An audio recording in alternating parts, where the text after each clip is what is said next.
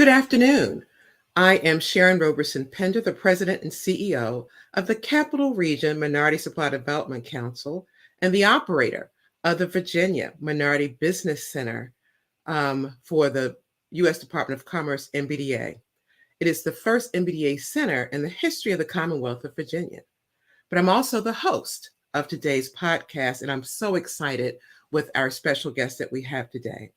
The Capital Region Minority Supply Development Council is one of 23 regional affiliates of the National Minority Supply Development Council, the nation's premier agency for certifying minority-owned businesses across this country. This year, we're especially proud. We're celebrating 50 years of existence of the national agency, or as the premier agency from a national perspective, and of course here in the DMV, of the leading advocacy organization. This month, we will continue our celebration of Women's History Month by sitting down and speaking with Necole Parker, Principal and CEO of the Ellison Group. Since forming the Ellison Group, she has grown her business year after year by successfully managing project life cycles from start to finish. So stay with us. You're not going to want to miss this conversation because, as we are doing, we're going to get into the DNA of a successful female woman of color entrepreneur. But before we get started, we have to take some time to recognize our title sponsors. And just in case you missed our prior episodes, make sure you visit our media center at our website at www.crmsdccares.com. But thank you to Exelon, BGE and Exelon Company, Pepco and Exelon Company, title sponsors also with Capital One, Amicus, SB and Company, two of our premier minority businesses, and of course, our Virginia MBDA Center. Before I bring up the beautiful and successful Necole Parker, let me just tell you a little bit about her. She, as I said, is the CEO of the Ellison Group, a program and project management provider of the built environment committed to improving the quality of lives within our community. Since forming the Ellison Group in 2007, Necole has expertly managed and overseen project life cycles from start to finish. These projects comprise primarily of new construction and renovation projects within government and commercial sector markets.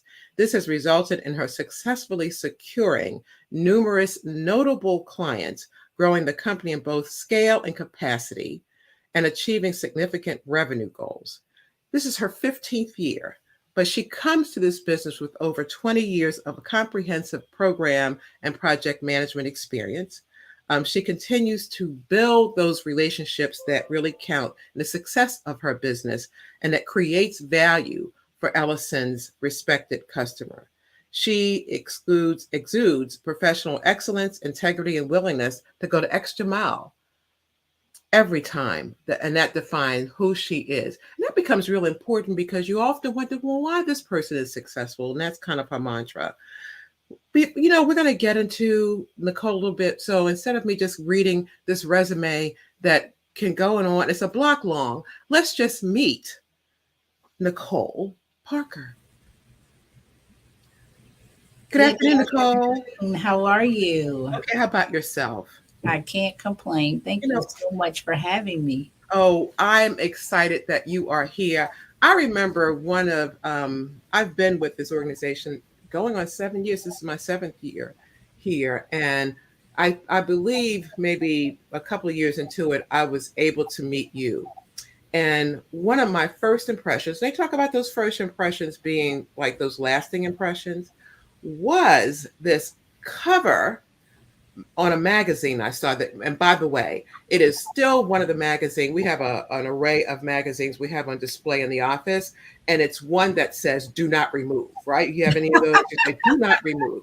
And on this "Do not remove" is Miss Necole in this fabulous red dress and a hard hat, standing on, what was that you were standing in that time?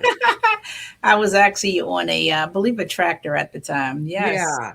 And that was such a striking photo because it represented for me a couple things. One, you must work out because you look fabulous. Second, you represent a woman in a male-dominated field, signifying by the construction site, the hard hat, the whole bit. And then you exuded to me self-confidence. But it looks like there was a story behind, things aren't as easy as they look. There's a story behind how it happens. So let's just talk about you a bit. And then I want to kind of bring it up to, looking back over your shoulder, kind of how did you get there? Where are you originally from? So I'm originally from Maryland, but I call myself the DMV baby, right? DC, Okay. Maryland, and Virginia. I am Maryland born, Virginia raised me, Hampton Roads, Virginia. And then I came back to the DC area and lived with my grandmother right after college. And so that's really, I would say that has made me a well-rounded individual, having to be able to touch, all of those areas. But celebrating 15 years in business this year, came from college, graduated Virginia Union University, where I also sit on the board. I'm so gracious. You sit on the board of trustees now, correct? Yes, that is correct. Okay. But, and what did you major in at Virginia Union? Can you believe it? Everybody asks if I'm an architect or engineer, and I am a good old business major by trade. But business is business, right? Yes, that's correct. So let's chat about that. And so you said from college, you came back to the DMV area. I did. I did. And I landed a job. I was the only one out of all of my friends to have a hard time getting a job, and I couldn't get a job back then. It was through the newspaper or through connections, and my uncle actually got me a job, landed a job in the government, and that particular agency was actually under construction, the National Science Foundation. I worked on that job for 2 years, and from there went on to work for 4 other firms before launching the business, all in the construction industry. So I worked for 2 large architectural engineering firm, a construction firm, and then 2 small, a real estate development firm and another A&E firm. So it's really interesting. Our guest last week said the same thing you said. Her friends were getting these Fortune 500 jobs or getting jobs when they were graduating, and she couldn't. And look at the 2 of you now in terms of success. So what prepared you along the way? So you ended up at that particular agency, and they, as God had it at that time, they were doing some construction projects, and so that's where you began to learn that particular business.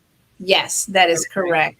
I had just come up off of interviewing 3 times with at the time Bell Atlantic, now Verizon in Baltimore, and on the 3rd interview, someone beat me out, and my uncle calls and said, "Hey, you got the job, and we have an admin position open." And I'm like, "Oh, I don't want this job." And I got there, and they were basically said, "Put your hard hat on. You're going to go out here, and you're going to be a runner." And that's where I learned to read floor plans, blueprints, utilize CAD, and just learn everything about construction, and got picked up by that contractor 2 years later. And that's not easy. Come on now. So let's back up. So you said you did some of the strenuous stuff in terms of being the runner, but there was something about you paid attention, floor plans.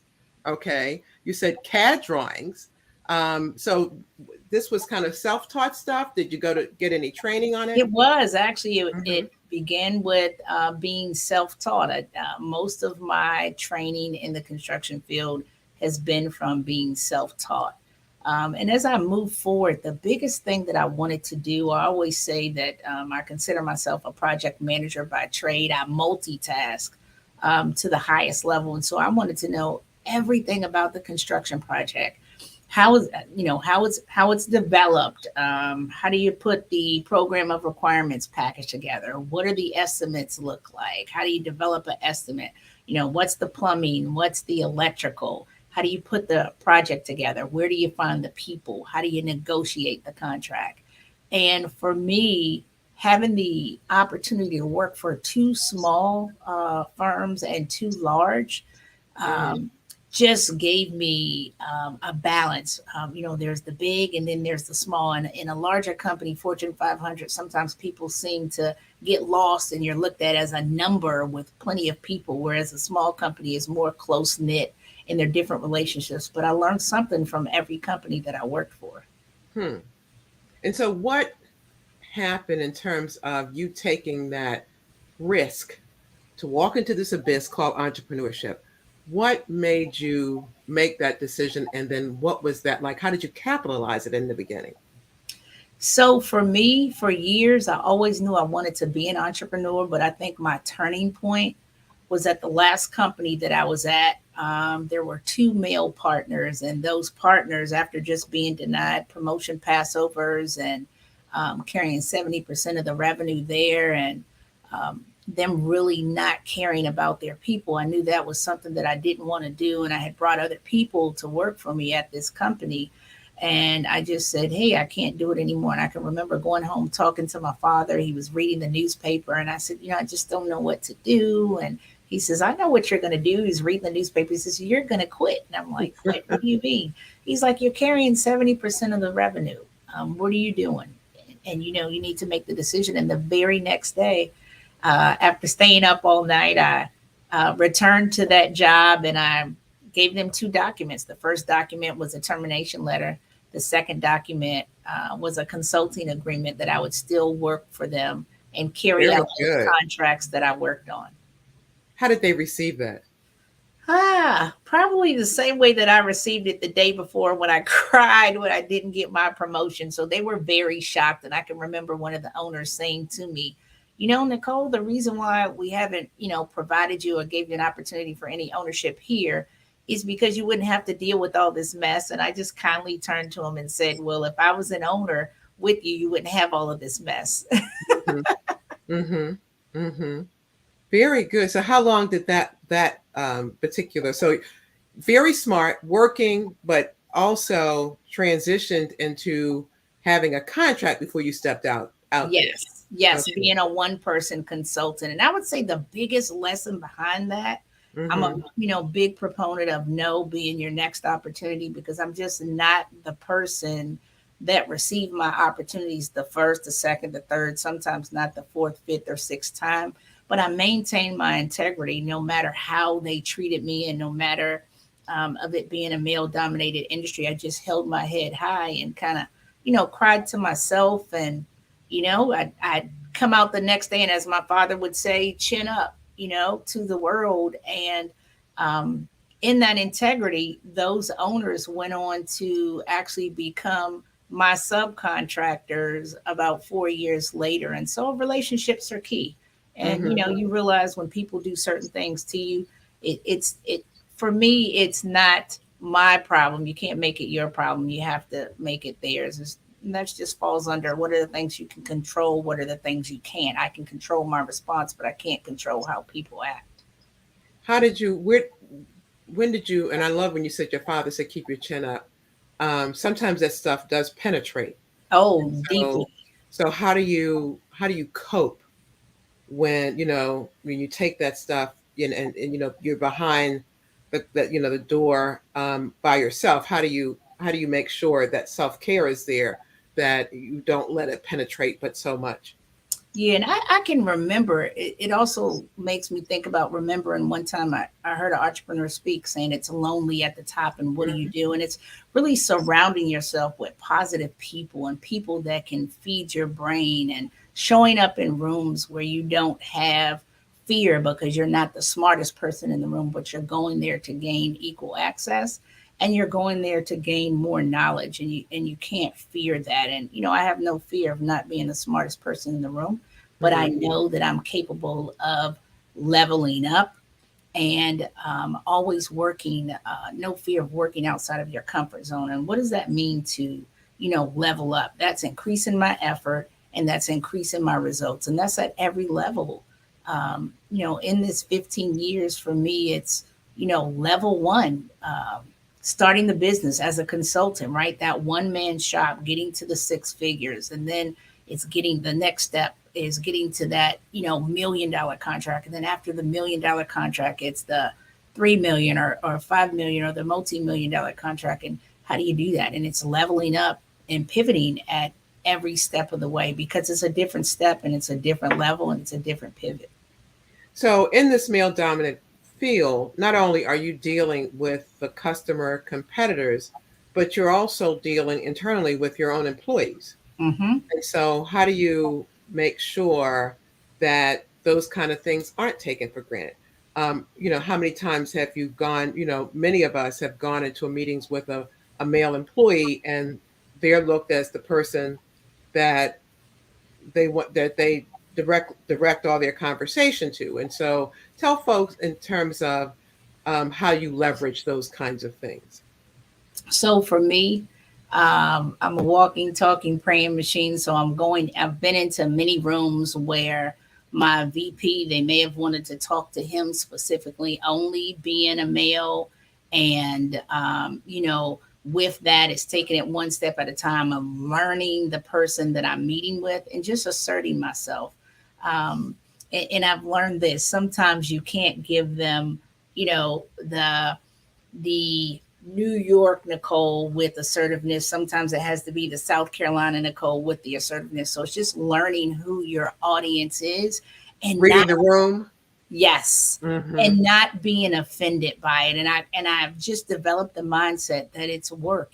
These aren't the people that necessarily care about me firsthand. They're there to do business. And so if I keep that business mindset, that's really what helps me focus, because once I walk out of that room and I've made that deal, I can, turn to the people that do care about me. And that's family, that's close friends, that's mentors, or other people, other business partners that I may learn from. But it's one step.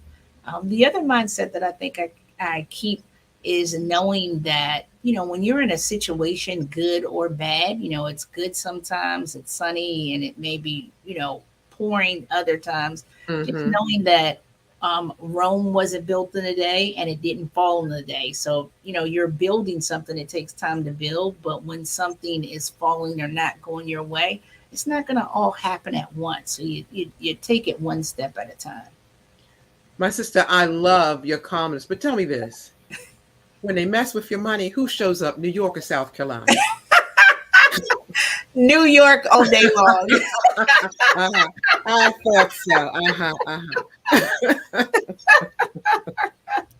Because I know you have been in instances when people want to kind of lowball you. Yeah. And then you have to, decipher, is this a business ploy or is this a gender ploy, or, what is it? And sometimes, and I understand what you're saying, it can't all be, it's because I'm Black, or it can't all be because I'm a woman. You have to, but I guess when you read that room, you decide which location shows up. Yes. And the most important thing about the low ball or negotiating, and I tell people this all the time, when you show up and you're giving your price or your rate, never sell yourself short, but give them everything. I throw in the whole kitchen table. I want you to know how I built this rate. I want you to know what comes with this rate. I also want you to know, because I never tell an expert how to do their job. Whatever they may request, I'm going to let them know what that request costs, but what it takes to do that request. And sometimes we often, hey, I'm worth this, but you have to be able to explain your worth. I think that is so critical. And don't be scared to give it away, because they will come back if you provide good business. And I'm a believer of that. But what happens, and when you're 15 years in, but what happens, or how does it feel in the beginning when you're hungry, right? And can you talk about some of the things that you've had to deal with because you're hungry? You had to get to the 15-year stage. Yes. You know what I mean? Yep. And that just goes back to the leveling up at every step, right? That first deal, just getting to the deal, then getting to the $1 million deal, then getting to the $5 or $10 million deal, or the $50 million deal. Every step you learn something different. So the things that I did for my initial $1 to $5 million deals aren't the same things that I have to do or that I do, just learning with the art of failing up what to do on the next set of deals, that 10 to 20 or 30 or $50 million deal. You don't do the same things that you did before. And, we're in a position now that we're able to, turn business away because all deals aren't good deals. And you really have to be educated on that. I think that's important. What advice would you give other women in particular when it comes to, because this comes at you in all kinds of ways, because I'm sure you talked about subcontracting to that large group, but what happens when you've had to partner and to make sure that you're in solid ground and partnering? Can you talk a little bit about partnering experiences and some advice you may give for about selecting and working with a partner? Yeah, absolutely. And I would probably say that was my first biggest lesson. I partnered with one of those previous 4 companies that I work with. And my subcontract agreement was, I thought, in a good place. My payment terms were not in a good place. And so I sold myself short and lost several $1,000s as it relates to that. So no matter how well you know the person and partner, and I think it's a very important, I'll go with these 3 words, and these are the 3 words for the year for my staff or that I go by. I'm going to write it down. Go ahead. Transparency, right? That's number 1. Am I communicating effectively? Am I explaining my message and getting that point across clearly to the person, right? And that's through, a lot of times people are scared to have hard conversations. Well, when you're in entrepreneurship, there are many hard conversations that you have to have, but you have to be transparent.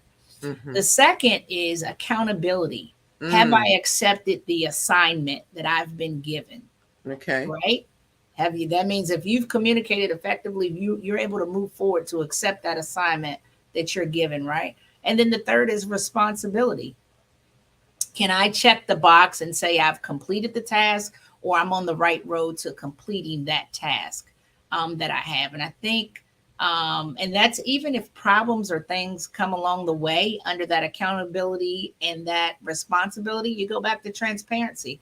If there's a glitch somewhere, that's how you're effectively communicating through transparency. So transparency, accountability, and responsibility.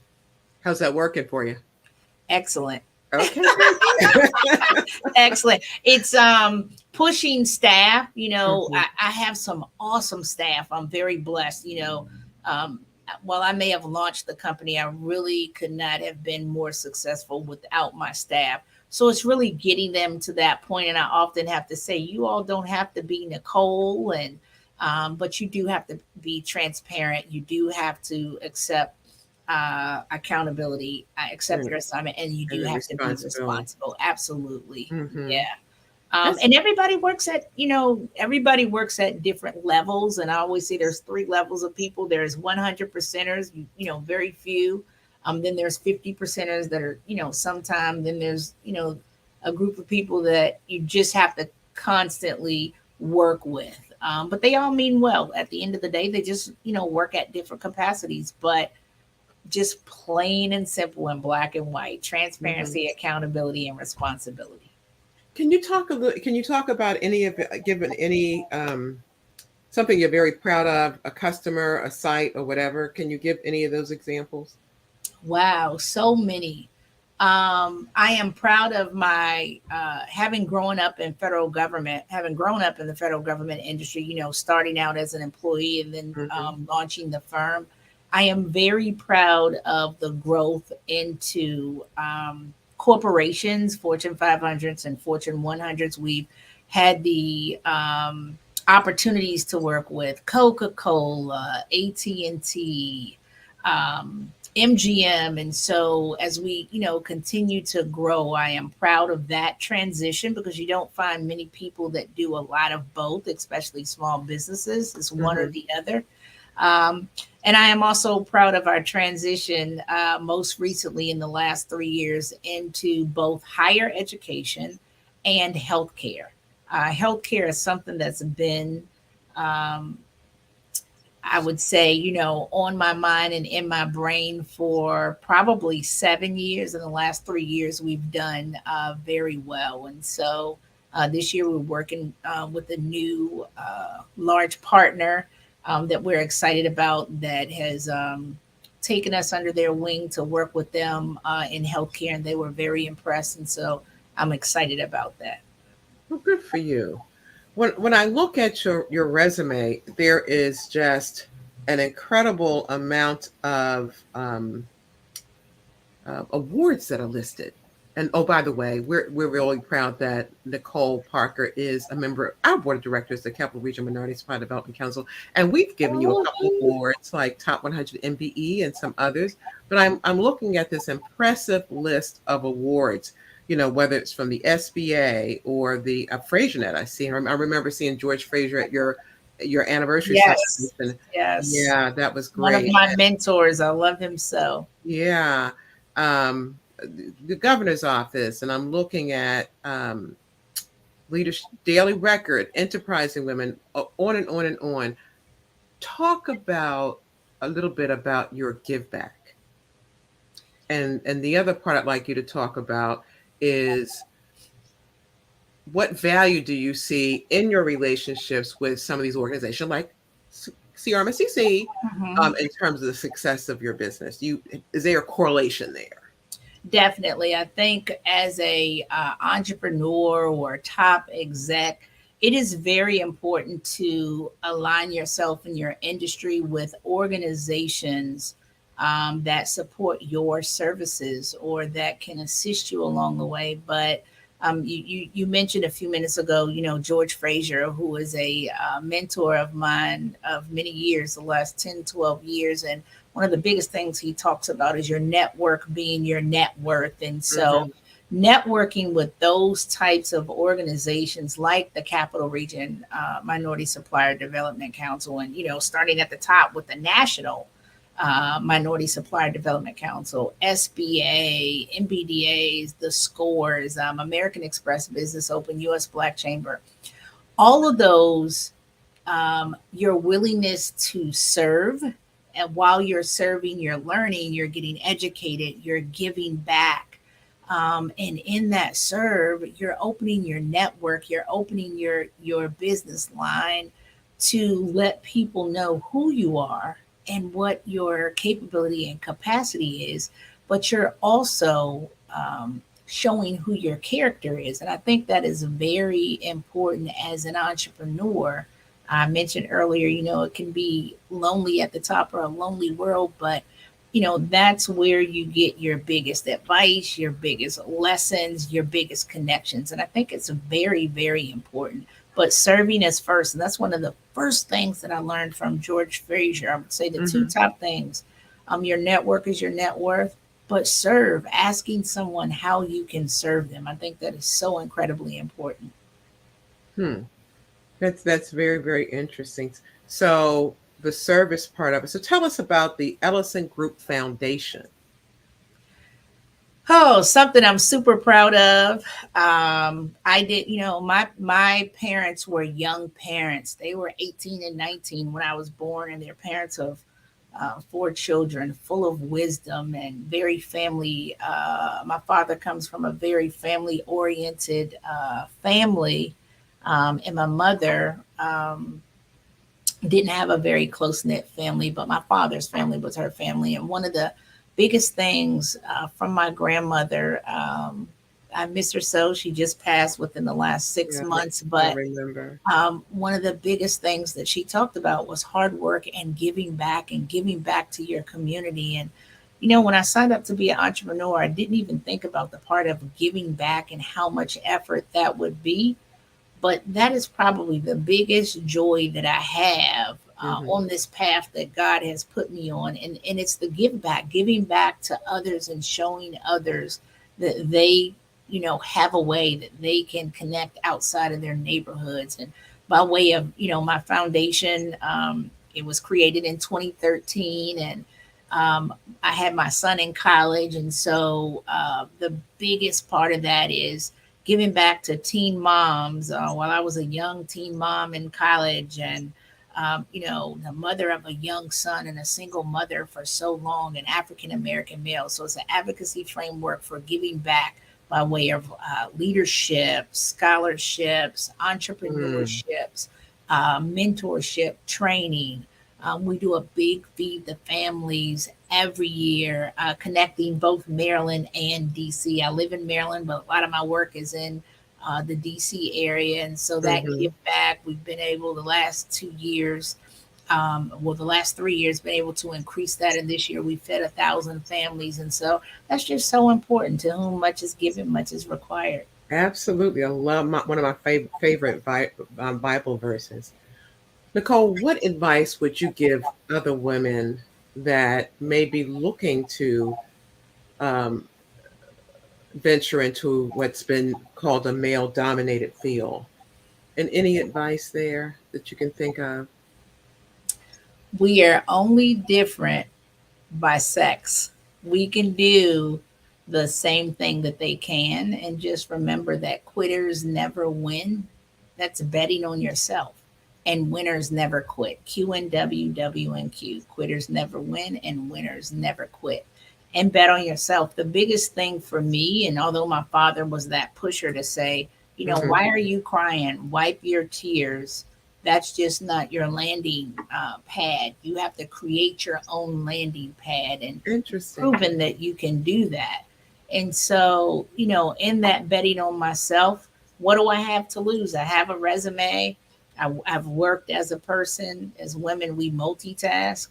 I know that if it didn't work out, I could go back to a 9 to 5, but You again, never had to in 15 never had, years, right? not at all.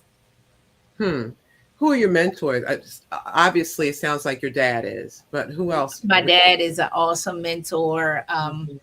Last year was a very sad year. I lost my grandmother, who was a plethora of knowledge. I also Mm. lost my mentor from Virginia Union University, Oh, wow. who was very big in DC. And um, gosh, I have many mentors. One of the things that George Fraser explained to me in mentorship, and I don't think that people recognize, well, if they don't, I'm here to tell them they can serve so many purposes, right? So I have mentors on the business side that feed me from a business perspective. I have mentors that feed me from a personal perspective, and I have ones that feed me from both.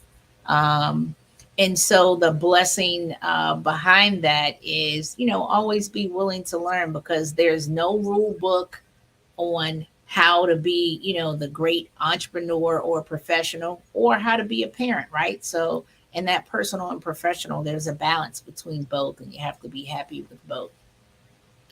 Outstanding. So, congratulations to you again for your 15th year. Tell me, what is Necole Parker 2.0? What's as you move on the next 15 years, what's Necole Parker 2.0? For me, I am still figuring some of that out. How Hmm. long do I want to work like this? Where do I want to, hang my hat at? What's next? I can tell you what's immediately next is actually I am building a training course that I can do online. I have a lot of mentees that I am actually working with, and because my hands only spread so far, as like, what do you do next? And so if everyone could look out for my online training platform, it'll be in and around the world's largest customer, the government agency. Ah, And then okay. peace is the prize, right? So just doing more with less, I think. Okay. Very, very good. Thank you. Very good. Thank you so much, Necole, for spending this time with us and imparting your wisdom. Um, you are a very special woman, and so glad that we were able to share your experience, your journey with our audience. I am here. I submit that there is a lot more to come with Necole Parker, and so we're going to stay tuned and on the sidelines, just kind of continue to see you soar. So again, thank you very, very much, and we wish you the best of luck. Thank you for having me. I really appreciate it. Okay.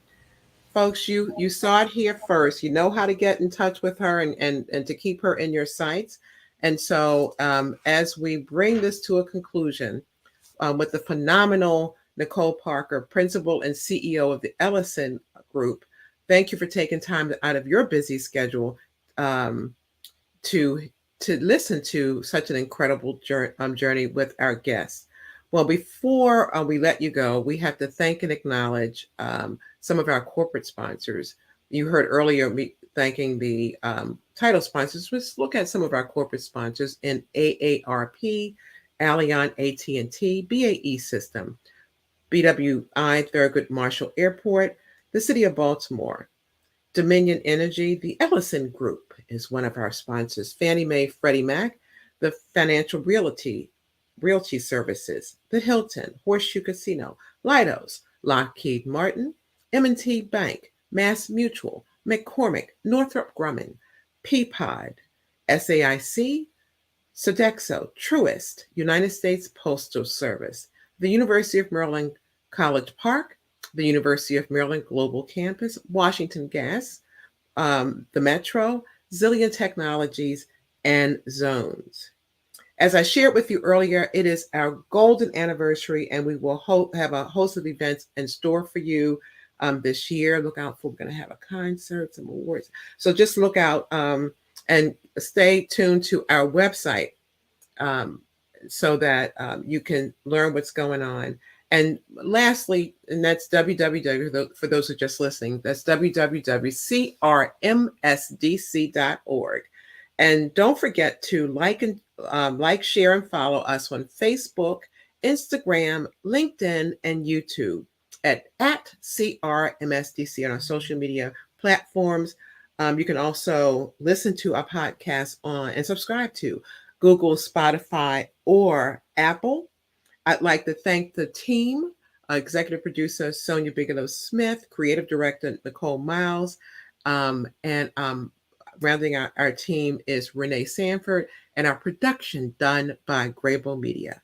Thank you, and we'll see you next time. Listen, come back. Our next guest is going to be Michelle Rice, president of TV One and Clio TV. But Women's History Month is the bomb. So stay tuned. In case you miss it, go to our website. Thanks, and have a great, great afternoon.